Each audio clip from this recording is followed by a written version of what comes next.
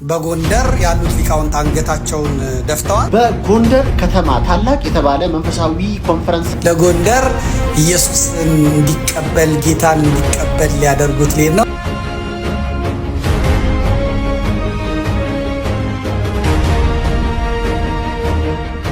ሰግጥ ፈምስ ብሎ ሚሊዮን ብር የሚያገኝ መኪና የሚሸለምና መጅራት መጥቶ ሚሰርቅ መካከል ልዩነት የለው። አዶናይ እመቤታችንን ስም በመጥራት የተነሳ በዙሪያ የዳቢሎስ ሰራዊት ከቧል። ሰላም ጤና ይስጥልን ቤተሰብ እንደውቃችሁልኝ በአዲስ ቪዲዮ ተመልሼ መጣሁ። በዚህ ቪዲዮ የምንመለከተው እንግዲህ በጎንደር የተፈጠረ የሚገኘው ነገር ምንድነው? ወንድማችን ዘመርኩን ከዚህ ቀድሞ እንግዲህ ያስጠነቀቀው ነገር የተፈጠረ ይገኛልና እስቲ እሱን የማስመለከታችሁ ነው የሚሆነው። በዚህ ደግሞ በቲክቶከር አዶናይ ጉዳይ አጥማቂውና ሼኩ ተያይዘዋል። እሱን የማስመለከታችኋለሁ። ሁላችን ቪዲዮ ላይክ እና ሼር ማድረጋችሁን እንዳትረሱ። ሰብስክራይብ ለምንድነው የማታደርጉት? አሁን ማርጉ። መጀመሪያ ከጎንደር ጉዳይ ስንጀምር እንግዲህ አሁን እየሆነ ያለው ነገር አስመለክታችኋለሁ። መጀመሪያ ግን ባለፈው ዘመርኩ ምን ነበር ያለው ተመክተን እንመለስ። መቱ እንዲወጡ ተደርገዋል እና አባ ዮሴፍ የሚባሉ አሉ ያንን እንዲቆጣጠሩ ያን እንዲመቱ በነ ዳንኤል ክብረት በነ አብይ አህመድ በነ አገኘሁ ተሻገር የተላኩ የጎንደርን ቤተ ክህነት አንቀው ያዙ። ታስታውሳችኋላችሁ። አባ ዮሴፍ ማለት የዋሃቢ እስላሙ አቶሚክ ቦምብ ነው ምናምን ቦምብ በገበያ ውስጥ አስቀምጠው ጎንደርን ሊያወድሟት ነበረ ብለው የነበሩት ሰው ናቸው። ዛሬ ሊቃውንቱን በሙሉ ከጎንደር አስወጥተዋል። በጎንደር ያሉት ሊቃውንት አንገታቸውን ደፍተዋል። እዛ አሁን ሌላው እግሩን እንዲያስገባ አድርገዋል። ዲያቆን ዮርዳኖስ አበበ አንዲት ነገር ለጥፎ አይቸው ነበር። የታድሶ መንፍቅናው ጎንደር ውስጥ በሁለት እግሩን አስገብቷል። ፖለቲካ ደግሞ ሽፋንና ማስፈራሪያው ነው የሚለው። ስለዚህ ታድሶቹ ቤተ ክህነቱን ይዘውታል፣ ቤተ መንግስቱንም ይዘውታል፣ ቢሮክራሲውንም ይዘውታል። ከዛ እዛው ደግሞ ያስፈራሯቸዋል። ልክ ስትናገሯቸው ፋኖ ናችሁ ይሏቸዋል፣ ጸረ ልማት ይሏቸዋል፣ ጸረ ምን ይሏቸዋል። ለማሰር፣ ለመምታት፣ ለመግደል ተመችቷቸዋል። ብዙ ጊዜ በምዕራቡም በምስራቁም የምንፍቅናው የሚፈላበት የሚራባበት ጊዜ ሀገር እንደዚህ አይነት ቀውስ ውስጥ ስትገባ ነው። የዋሃቢ እስላምን የጽንፈኛ የፕሮቴስታንቱም ኃይል ራሱን የሚያደራጀውና ራሱን የሚያስፋፋው በእንደዚህ አይነት ወቅት ነው። አሁን ኦርቶዶክስ መሆን መሸማቀቅ ነው። ኦርቶዶክስ መሆን በፍርድ ቤት በፖሊስ ጣቢያ ተሰሚነት የለውም፣ ተደማጭነት የለውም። ስለዚህ በዚህ ሰዓት ለምን እንዴት ብሎ የሚጠይቅ በሙሉ ዋጋውን ያገኛል። እነሱም በተቻላቸው ፍጥነት እየሄዱ ነው። እንግዲህ ማስታወቂያውንም ጀምረዋል። የሚችሉት ወጣቶች በፍጥነት እነ ዝናሽ ታያቸው ይህንን እየላኩ ነው። ሰሜኑን ለጎንደር ለመስጠት በዘመቻ መልክ ማስታወቂያ እንዲሰራላቸው፣ ፕሮሞሽን እንዲሰራላቸው፣ የቴሌቪዥን ፕሮግራሞች እንዲሰሩላቸው፣ ምናልባትም የአየር ትኬት የሆቴል ማረፊያም የክልሉ መንግስት ሊያዘጋጅ ይችላል። እነሱም ደግሞ ፈንዳላቸው ችግር የለባቸውም። ያለ ካልሲ በሱፍ ጫማ አጭር ሱፍ የሚያደርጉ ታይት የሚያደርጉ ቡቶክስ የሚወጉና ሰውነታቸውን በሜካፕ ሴቶች ዘንድ ወይዘሮ የሚያስመስሉ ምንድነው ብርቱካን የሆኑ ሰዎች ለጎንደር ኢየሱስን እንዲቀበል ጌታን እንዲቀበል ሊያደርጉት ሊሄድ ነው።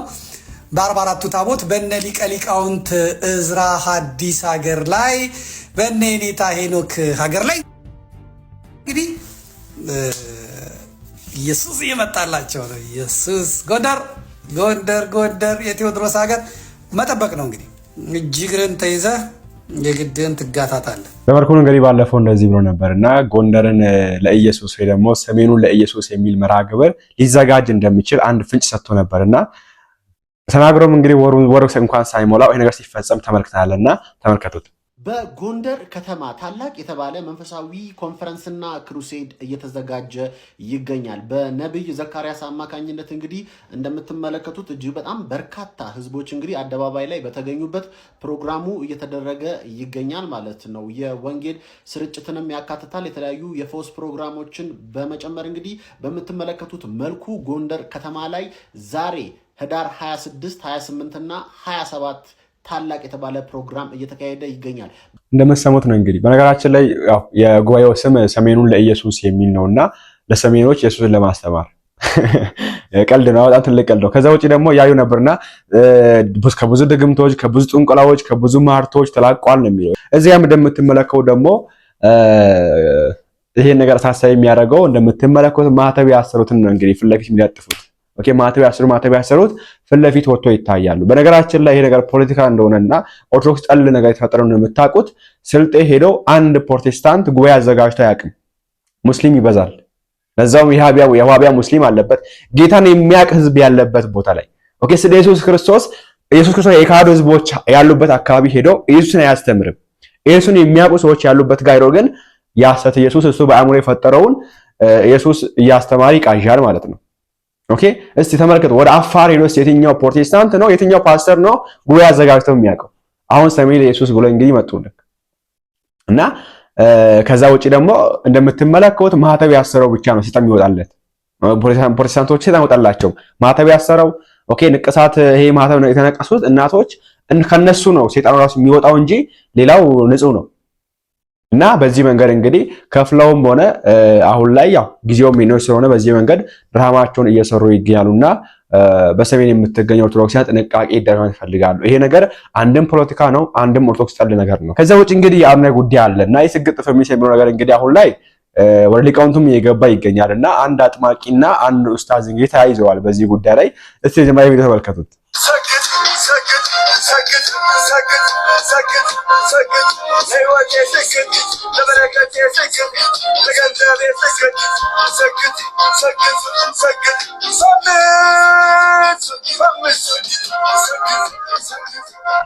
እኔ ባለፈው ብያቸው ስግጥናና ይሄ ድድብና የሚባለው በዚህ መንገድ ከሆነ ምንም አይበጀንም ይቅር ብያለሁ። ኦኬ በየመንገዱ ሰዎች እርቃናቸው የሚሄዱ ይሄ ስግጥና ወይ ደግሞ ይሉንታን መስበር ነው የተባለውን በስግጥና በድድብና ይሉንታን መስበር ነው። ይሉንታን መስበር አይደለም። ይሄ ይሉንታን መስበር ሳይሆን ብልግና ነው። ስንት ከብቶች እንኳን ሰው እንኳን ባይበላው ስንት ከብት የተራበውን ስንት ሰው ይሄን የሚመኘውን እህል በዚህ መንገድ መጫወቱ ስግጥና ሳይሆን ይሄ ወይ ደግሞ ይሄ ይሉንታን መስበር ሳይሆን ይሄ ከድድብና የባሰ ድድብና ከብልግና የባሰ ብልግና ነው። በዚህ መንገድ ከሆነ ስግጥናው አንቀበልም ብያለሁ። እንያስ ወደ ኡስታዙና ወደ አጥማቂው እንመለስ። እስቲ እንመልከታቸው። አዶናይ የእመቤታችንን ስም በመጥራት የተነሳ በዙሪያ የዳቢሎስ ሰራዊት ከቦሃል። ይህም ቪዲዮ ተመልከቱት። ላይ ለተወሰነ ደቂቃ እዩትና የምንነጋገረው ነገር ይኖራል። ሰግጥ ፈምስ ብሎ ሚሊዮን ብር የሚያገኝ መኪና የሚሸለምና መጅራት መጥቶ ሚሰርቅ መካከል ልዩነት የለውም። ይህም በሐራም መንገድ ነው፣ ይህም በሐራም መንገድ ነው። በህይወት ዘመናችሁ መልካም ለመስራት አስቡ። መልካምነት ጥሩ ነው፣ መልሶ ይከፍላል። በተለይ በወንድሞቻችሁ አትቅኑ። በየትኛውም ሃይማኖት ውስጥ ብትኖሩ ማንንም ከዓላማው አታሰናክሉ። ይህን መልእክት ለአዶናይ ነገሩት፣ አስተላልፉለት ለአዶናይ። ትናንትና በደስታ ስናየው ነበረ ሲስቅ ማርያም ማርያም ሲል በተለያዩ መድረኮች ላይ ማርያም ማርያም ሲል ክርስቶስን ከአንደበት ያለየውም ሲል እያየነው ነበር። ዛሬ ደግሞ ማንም ባወራው ወሬ ሰዎች ተነስተው በሚያወሩት ወሬ መደናገጥ፣ መፍራት፣ ወደኋላ ማፈግፈግ፣ ከዓላማ ማፈግፈግ፣ እንዲህ አይነት ነገር ክርስቲያን ከዓላማ አያፈገፍግም። አዶናይን የሚከተሉ በጣም በርካታ የተዋህዶ ልጆች አሉ። በጣም በርካታ የድንግል ማርያም ልጆች አሉ። በጣም በርካታ ወጣቶች ወንጌል ሰምተው የማያውቁ ቲክቶክ ላይ ተደቅነው የሚውሉ ወንጌልን ሰምተው የማያውቁ የእመቤታችን የድንግል ማርያምን እናትነት የማያውቁ የእግዚአብሔርን አምላክነት የማያውቁ በጣም በርካታ ሕፃናቶች አሉ። በጣም በርካታ ልጆች አሉ። አሁን ዛሬ አዶናይን የሚከተሉ ማለት ነው። ስለዚህ አዶናይ የእመቤታችንን ስም በመጥራት የተነሳ በዙሪያ የዳቢሎስ ሰራዊት ከቦሃል። በዙሪያ በዚህ ሰዓት መፍራት፣ መደንገጥ፣ መጨነቅ አያስፈልግም። ከዓላማ ማፈግፈግ አያስፈልግም። በዚህ በኢፌሶን ምዕራፍ 6 ላይ ከቁጥር 11 የተጻፈ ቃል አለ። የዳቢሎስን ሽንግልና ትቃወሙ ዘንድ እንዲቻላችሁ የእግዚአብሔርን ዕቃ ጦር ልበሱ ይላል። በሚጨንቅህ ጊዜ፣ በሚጠብህ ጊዜ፣ የሰዎች ዛቻ በሚያስፈራራ ጊዜ አትጨነቅ፣ አትደንግጥ። ወደ ቤትህ ግባ፣ ስልክህን ዝጋና ጸሎት አድርግ። ካጠገብህ ያሉ አንተን እንወዳሃለን የሚሉ በርካታ ልጆች ሊኖሩ ይችላሉ። እነሱን ተጠንቀቃቸው። ትናንትና ዛሬ ለአንተ ልንመሰክርልህ፣ እኔ በግሌ ለአንተ ልመሰክርልህ የፈለኩት ትናንትና የድንግል ማርያምን ስዕል አድኖ ሲቀዱ የነበሩ ሰዎች በአዶናይ አማካኝነት አፍረዋል። ለምን? በአደባባይ ወጥቶ ማርያም ማርያም ብሎ ስለተጣራ ማለት ነው። ስለዚህ የቤተ ክርስቲያን ልጅ ስለሆንክ ከጎንህ ልንሆን ያስፈልጋል። እኔ ከጎንህ ነኝ። በጸሎትም በተለያየ ነገርም በሐሳብም በምክር አገልግሎትም ላግዝህ ከጎንህ ነኝ። ማንም ባወራው ወሬ ማንም በሚዝተው ዛቻ ከዓላማህ እንዳትደናቀፍ መበርታት አለብህ። ሲቀጥል በመጽሐፍ ቅዱስ ውስጥ ባሉ የእግዚአብሔር ቃላት እንነጋገራለን። በሁሉም ዘንድ እየጨመራችሁ የሚንበለበሉትን የክፉን ፈላጻዎች ሁሉ ሊያጠፋ የምትችሉበትን የእምነት ጋሻ አንሱ ይላል መጽሐፍ ቅዱስ። በአንደበት ብቻ የእግዚአብሔርን ስም ጠርቶ ማሸነፍ አይቻልም። ታውቃላችሁ ክርስቲያኖች፣ አዶናይን የምትከተሉ የተዋህዶ ልጆችና የድንግል ማርያም ልጆች በአንደበት በምላስ በመናገር ብቻ ያለ ተግባር የጠላትን ኃይል ማንበርከክና ማሸነፍ አይቻልም። የጠላትን ኃይል ማሸነፍና ማንበርከክ የሚቻለው ስንጸልይ ነው። እግዚአብሔርን ስንከተል ነው። የጸሎት ሰዎች ስንሆን ነው። ሌላው እባካችሁ ከቅናትና ከምቀኝነት ራቁ። ደግና መልካም ሰዎች ለመሆን አስቡ። ከዛ ውጭ ግን አዶናይ ባለስልጣናት ጋር አትጠጋ፣ ፖለቲካ ውስጥ እጅህን አትንከር፣ አትጠጋ። ተረት ተረት ወሬ ሰምተህ የተረት ተረት ወሬን ለኔ ሊሆን ይችላል አትበል። ስለ ቴድሮስ ስለ ምናምን ስታወራ ይሄ ቡና እየጠጡ ሰዎች የሚያወሩት ወሬ ነው። ከዚህ እራቅ። የመጣህበትን ዓላማ ከመንፈሳዊ ማንነት ጋር እያጣቀስክ ግብ ለመምታት ስትቸገርና ስትጨነቅ ተስፋ የመቁረጥ ችግር ሲገጥምህ ጸሎት አድርግ። ሰላም ለኪ ብለህ የእመቤታችንን ጸሎት አድርግ፣ ታሸንፋለህ። ባልባሌ ቦታ ላይ ከማይሆኑ ሰዎች ጋር አትግጠም፣ አደጋ እንዳያመጡብህ ማለት ነው። ከዛ ውጭ ግን የቤተ ክርስቲያንን ወዝ እንዲመለስ በሕፃናቱ፣ በወጣቶቹ፣ በልጆቻችን እንዲመለስ ስላደረግ ቤተ ክርስቲያን ታከብራለች፣ ቤተ ክርስቲያን ትወዳሃለች፣ ቤተ ክርስቲያንም ትጸልይልሃለች ማለት ነው። ማንም ሲያገሳብህ አትፍራ። አንተን የሚጠብቅ መልአክ አያንቀላፋም። እኔ የዚህ ቪዲዮ ሀሳብ አልገባኝም። ሜቢ ጸልይ ሲደክምህ የሚለው ሜቢ አንድ አባት ይሁን ጥሩ ነው፣ ጥሩ ምክር ነው። ሌላው ግን ምንም ነው ያልገባኝ። እኔ ኢየሱስን ጠርተው የማያውቁት ክርስቶስን የማያውቁ ማርያምን የሚያውቁ እሱን የሚከተሉ አሉ። እና ምንድነው ታዲያ አዶናይ ኢየሱስን አስተዋወቃቸው ነው ለነሱ? ሁለተኛ ደግሞ ስንት ነገር ያለብን የአዶናይን ነገር በዚህ ነገር ኢሹ አድርገን ማውራታችን ይሄም አልታየኝም። እኔ ኦኬ አርሲ ለርሶና ሲጨፈጨፉ አንድ ሰው ቪዲዮ ወጥቶ ያልሰራ ሰው ሁላ ዛሬ ለአዶናይ ጥብቅና ለመቆም በየቀኑ በሺዎች የሚቆጠሩ ልጆች የሚሰሩት ለአዶናይ ጥብቅና የሚሆኑ ማለት ነው። አርሲ ላይ ግን ኦርቶዶክሳውያን የሚሰሩት ሁሉንም አርሲ ላይ ግን ኦርቶዶክሳውያን ሲታረዱ አንድም ሰው ቪዲዮ ይሰራል አላየንም። አሁንም እየታረዱ ይገኛሉ። እየተመለከ አይደለም የምንገኘው። እውነት እንደዚህ እኔ ምን በሱ በኩል ያሉት እሱ ላይ ተለጥፋችሁ መፈመስ ፈልጋችሁ ነው? መናገር ፈልጋችሁ ነው? እውቅና ማግኘት ፈልጋችሁ ነው? አሁን የሱ እሹ ትልቅ ስለሆነ በሱ ላይ እንስራ ከዛኛም እውቅናው እናገኛለን የሚል ነው ወይስ ምንድነው አላማው? እንደዚህ ያላችሁ የምትገኙ ሰዎች ካህኑም ስለሱም ያብራራ ነው፣ ስለስግጥ ፍምስ ያብራራ ነው፣ ሞኖክሲዮም ጳጳሱም ሼኩም ሙስታዙም ፓስተሩም እንትኑም ስለሱም ያብራራ ነው። እናንተ በዚህ ጉዳይ ሰዓቱን ያስቀምጡበት። ሌላን ቀጣይ የምንመለከተው እንግዲህ ሁለት ሐሳቦችን ነው። አንደኛው አዶናይ የምትደግፍና አንደኛው ደግሞ የአዶናይ ሐሳብ ውድቅ የሚያደርግ ነውና እስቲ ሁለቱንም ለማንኛውም እንመልከት። መጀመሪያ አዶናይ ከምትደግፈዋ እንጀምር። ጋይስ ስግጥ የሚለው ቃል ብናቆም ይሻላል። ምክንያቱም በጣም ብዙ ሰዎችን እያስቆጣን ያለው አይኖ እናንተ እንደምትወዱት እርግጠኛ ነኝ። ግን እኔ ስራዬን መስራት አልቻልኩኝ በስነ ስርዓት ማለት ነው። አንድ እኔ እውነቴን ነው የምላችሁ፣ በቃ በሰላም በፍቅር መስራት ነው የምፈልገው። ህይወቴን ኢንጆይ ማድረግ ነው የምፈልገው። ስለዚህ ከሰላሜ በላይ ደግሞ ቫልዩ ማድረገው ነገር የለም። እውነት ለመናገር ነው የምላችሁ እና ስግጥ የሚለው ቃል እናቁም። ዛሬ እንግዲህ እኔ በድጋሚ ስለ አዶናይ ላወራ ነው። አሁንም ያየሁትን በሱ ላይ ያየሁትን ድንቅ ማስተዋል፣ ብልጠት፣ አስተዋይነት፣ ዋይዝነት ሁላችሁም እንዲኖራችሁ እኔም እንዲኖረኝ እመኛለሁ። ከዚህ በፊት ላይ ታላቁ ሩጫ ኢትዮጵያ ላይ እዚህ ላይ አረንጓዴ ቢጫ ቀይ ቀለም ተቀብቶ ጺሙ ላይ ቀብተውት ማለት ነው አጥፋ ሲሉት ኢሚዲየትሊ ነው ኦኬ ሂሮኒ ፕሮብለም። በግማሾቻችሁ በኢትዮጵያን አመለካከት ዘራፍ ማለት አላጠፋም ብሎ መጋጨት ምናምን ጀግንነት ይመስላችኋላችሁ። ጀግንነት ዝቅ ብሎ ማሳለፍ ነው። የሚመጣውን ንፋስ ሁሉ ዝቅ ብሎ ማሳለፍ ነው ወዳጄ። አሁን ደግሞ እንግዲህ የኢትዮጵያ ሕዝብ ማጆሪቲው በሚባል ልክ ታሪክ እንደተፈጠረ ይሄ ሰግጥ የሚለውን ወርድ ለኔ አይጎዳኝምም አይጠቅምኝም ወርዱ። በዛ ውስጥ ግን መጠቀም የፈለገው ነው። ኦሬዲ ተረድቼው ነበር ልጁን። በዚህ ደረጃ ግን ልጁን ሰላም ማሳጣት ተገቢ አልነበረም አይመስለኝም። ሀበሻ መዶሻ ይዞ ነው የሚንቀሳቀሰው አለ አንድ ወንድማችን።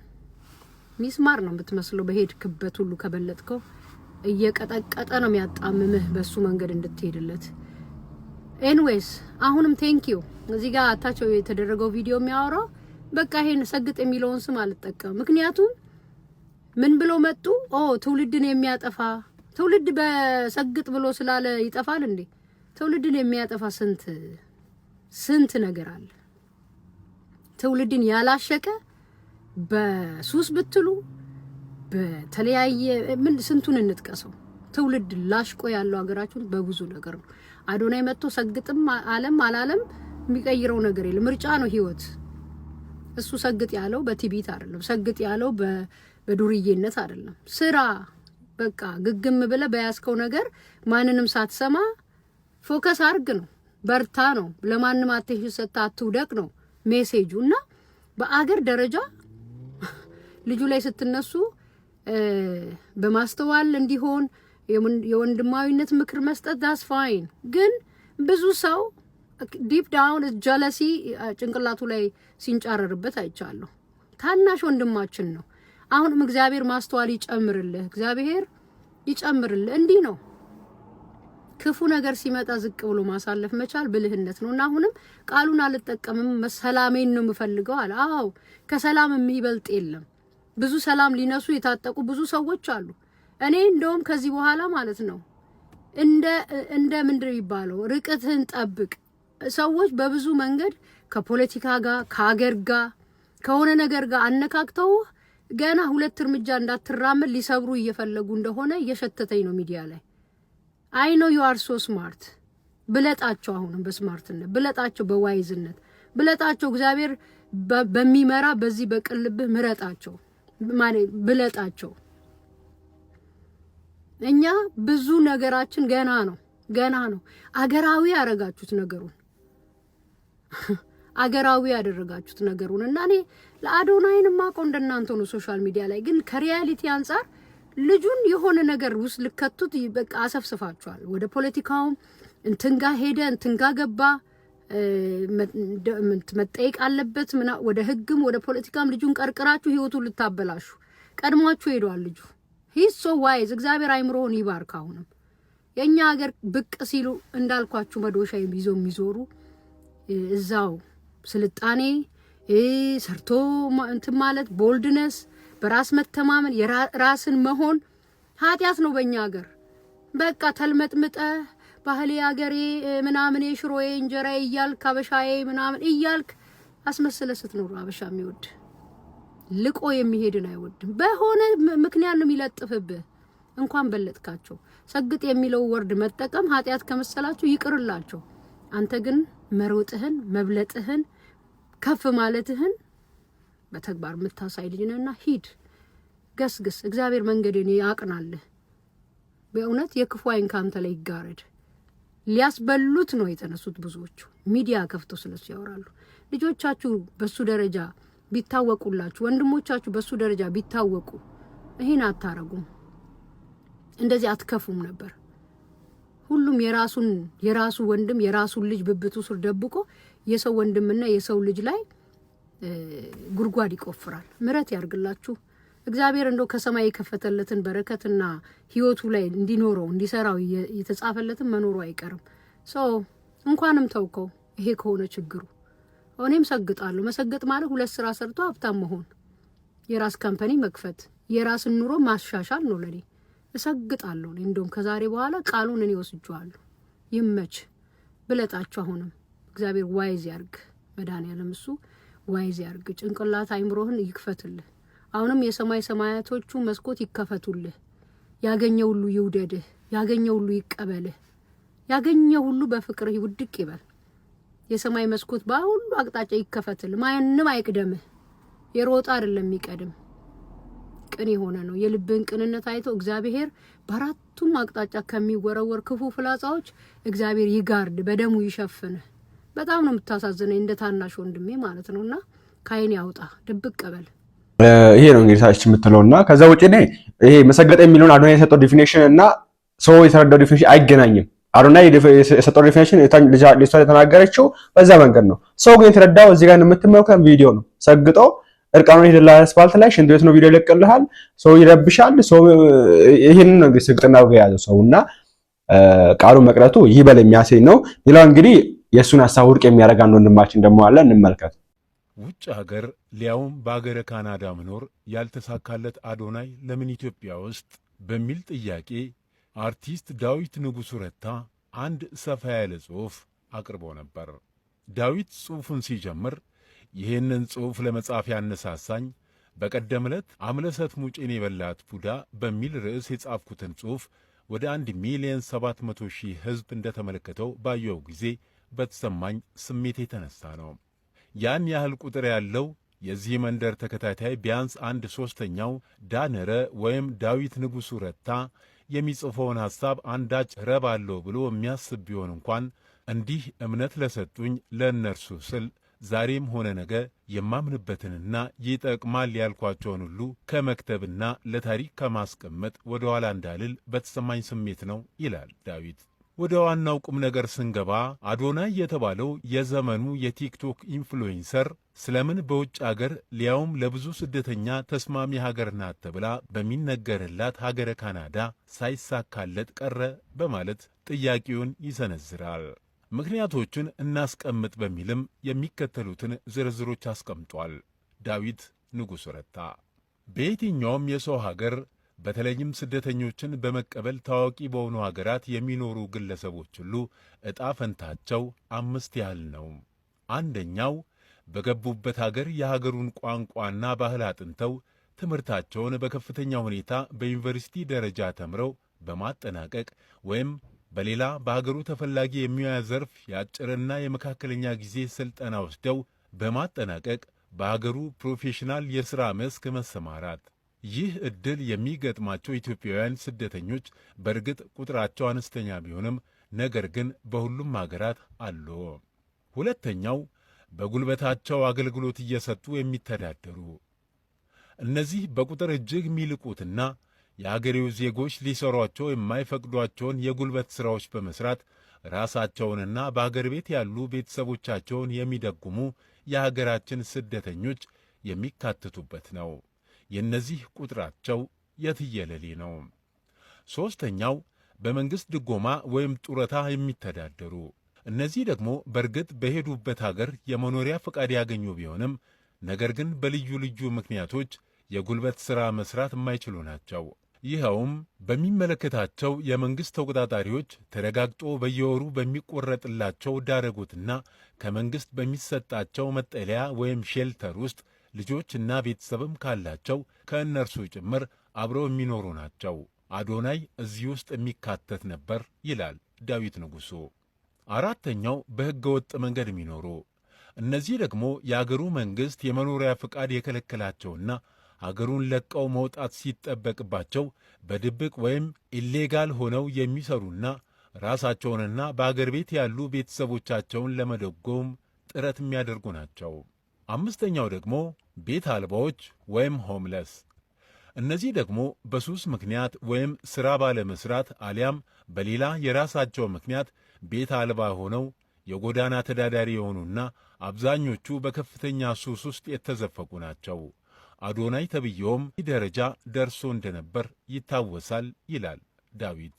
እንግዲህ በውጭ አገር ሕይወት ያሉት የኑሮ ዘይቤዎች እነዚህ ሲሆኑ ጠንካሮችና አሸናፊዎች በተራ ቁጥር 1ና 2 ላይ ሲሰለፉ ያልቻሉት ደግሞ ቀሪዎቹን ከ3 እስከ 5 ደረጃ ጠብቀው ይኖራሉ እንደየአቅማቸው። በአጠቃላይ የውጭ አገር ሕይወት ታላቅ ተጋድሎን የሚፈልግ እንቅልፍ የሚያሳጣ መንገድን ሳያዛንፉ በጽናት ወደፊትና ወደፊት ብቻ መጓዝን የሚጠይቅ ነገ የተሻለ ይሆናል የሚል ርዕይ መጋፋትን፣ ተግዳሮቶችን ሁሉ መጋፈጥንና ታላቅ የቁጠባ ባህልን የሚጠይቅ ጉዳይ ነው። ይህንን የቻሉ ያሸንፋሉ፣ ከእነርሱም ይተርፋሉ፣ ለቤተሰብና ለሀገርም ሁሉ ይበቃሉ። እዚህ ጋር የኩሪፍቱ ሪዞርት መስራችና ባለቤትን ታዲዮስን እንደ ማሳያ መጥቀስ ይቻላል። ታዲዮስ በምድረ አሜሪካ የሴቶች የውበት ሳሎን ውስጥ ጸጉር ይሠራ እንደነበር ልብ ይለዋል። እናም ይህንን ሁሉ ካልን በኋላ አዶናይ ለስደተኞች ደግና ሩህሩህ ናት ተብሎ በሚነገርላት ካናዳ ስለምን ሳይሳካለት ቀረ ብለን መጠየቅ ይኖርብናል። ዳዊት ንጉሡ መልሱ ቀላል ነው። እንደ ወጣት መማር አልፈለገም፣ አልተማረም። እንደ ወጣት ጉልበቱን ተጠቅሞ መስራት አልፈለገም። የጉልበት ሥራን ሞከረ እንጂ አልቀጠለበትም። በሱስ ምክንያት ተሸንፏል። የራሱ ምስክርነት አለ። እርዳታንና የወጣት ጡረተኝነትንም መርጧል።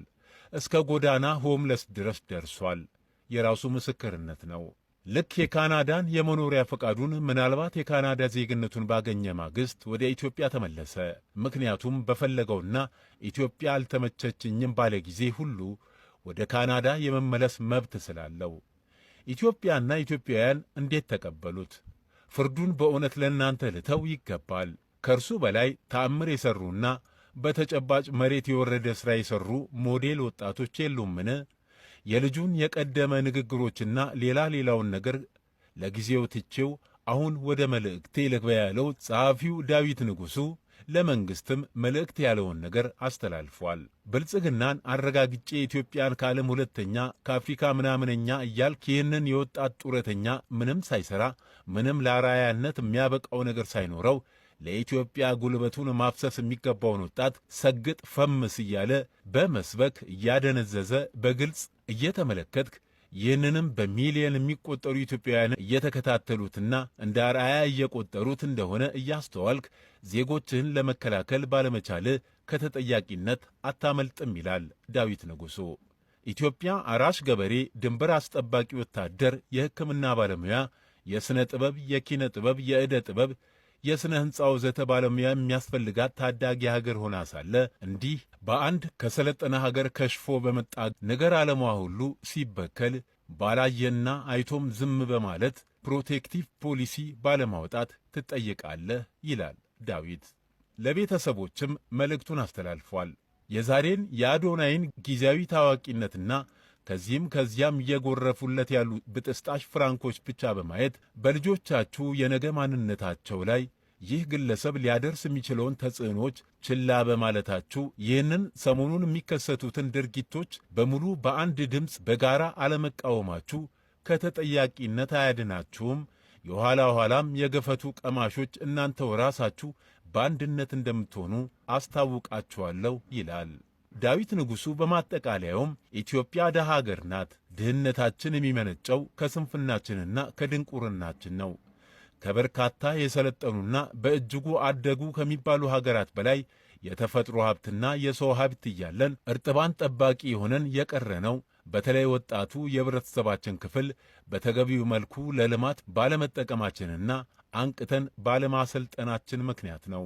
በእንቅርት ላይ ጆሮ ደግፍ እንዲሉ ወደ መሬት መውረድንና ተግቶ መስራትን መልመድ ያለበት ቁጥሩ የትየለሌ የሆነ የወጣት ማኅበረሰብ ክፍል በዲጂታሉ ዓለም እያማለሉ ሥራ እንዳይሠራና ስልኩ ላይ ተቸክሎ ታብታብ፣ ሰብስክራይብ፣ ሼር፣ ኮፒ ሊንክ፣ ፎሎ ሲል እንዲውልና እንዲያድር ማድረግ ከኀጢአቶች ሁሉ የከፋ ኀጢአት ነው። ቲክቶክን ታኮ ሕይወት ይሰምርልኛል በማለት የተማመነ እጅግ ከፍተኛ ቁጥር ያለው የወጣት ኃይል እየተፈጠረ መሆኑ አይዘንጋ።